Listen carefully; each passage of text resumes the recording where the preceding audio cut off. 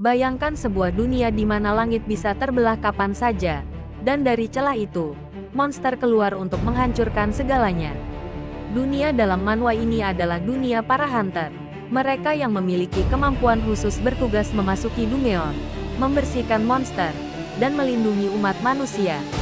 Di antara para hunter itu, ada sistem peringkat, dari yang terendah hingga S-Class, level tertinggi yang dipenuhi para monster pembasmi Dungeon. Namun kisah ini tidak dimulai dari seorang S-Class yang kuat, tidak juga dari pendekar pedang berbakat. Kisah ini dimulai dari seorang healer, yang dianggap tidak berguna. Sejak awal kemunculannya, sang MC sudah dipandang sebelah mata. Di dunia hunter, healer memang penting, tapi tetap dianggap hanya support. Tanpa kekuatan serangan, tanpa kemampuan bertarung jarak dekat, healer biasanya hanya berdiri di belakang tim. Dan MC kita bahkan dianggap lebih buruk dari healer biasa. Kemampuannya terdengar aneh, dia bisa menyembuhkan monster. Bagi kebanyakan orang, itu terdengar seperti lelucon. Untuk apa menyembuhkan musuh? Bukankah tugas hunter adalah membunuh monster? Karena itulah ia sering diremehkan, bahkan diperlakukan seperti beban tim saat raid Dungeon.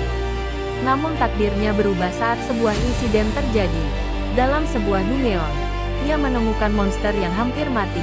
Alih-alih membunuhnya seperti yang lain, ia mencoba menggunakan skill healing miliknya. Saat cahaya penyembuhan menyelimuti tubuh monster itu, sesuatu yang aneh terjadi. Monster tersebut tidak menyerang, tidak mengamuk, tidak melarikan diri. Ia justru menatap MC dengan tatapan yang berbeda. Bukan sebagai musuh, tetapi seperti makhluk yang mengenali penyelamatnya. Dari situlah ia mulai menyadari, kekuatannya bukan sekadar menyembuhkan luka. Healing miliknya menciptakan ikatan. Monster yang ia sembuhkan menjadi jinak, patuh, bahkan menunjukkan tanda-tanda kesetiaan.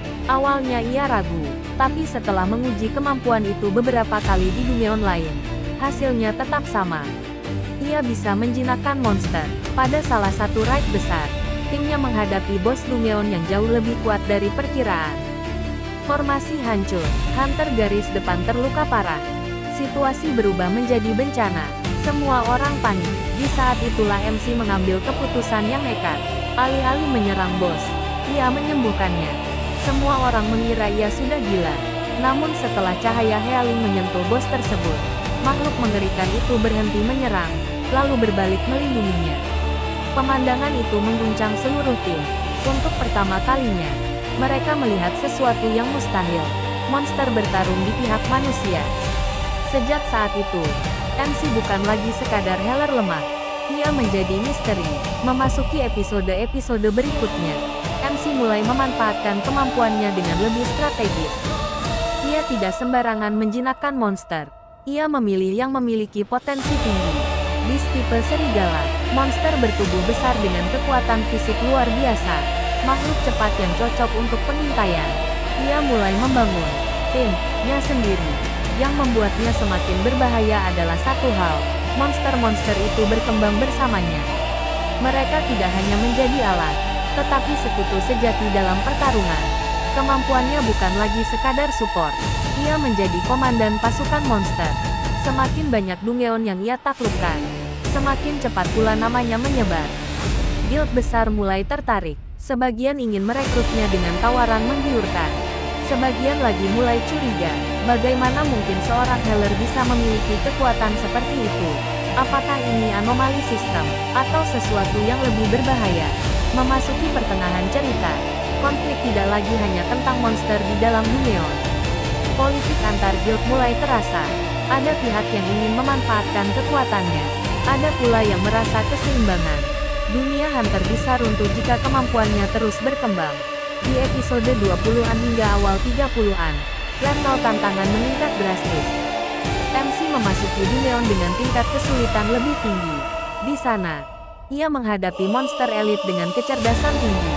Tidak semua monster bisa langsung dijinakkan. Beberapa harus dikalahkan dulu.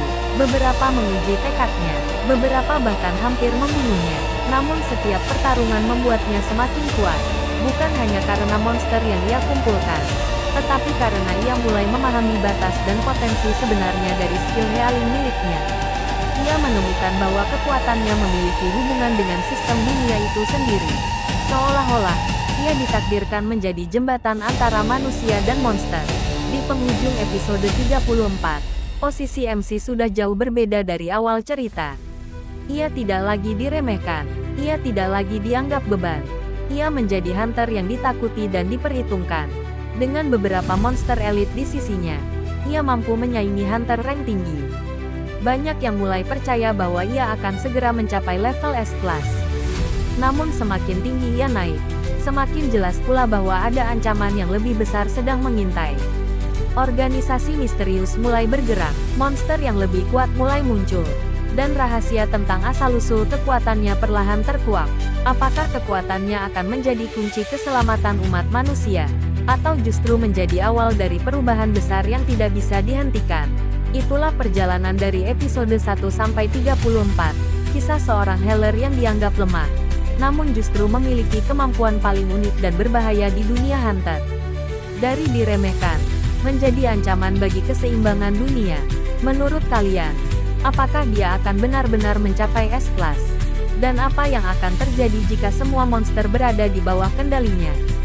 Kalau kalian menikmati cerita ini, jangan lupa like video ini, subscribe channel ini, dan aktifkan lonceng notifikasinya supaya tidak ketinggalan update manhwa seru lainnya.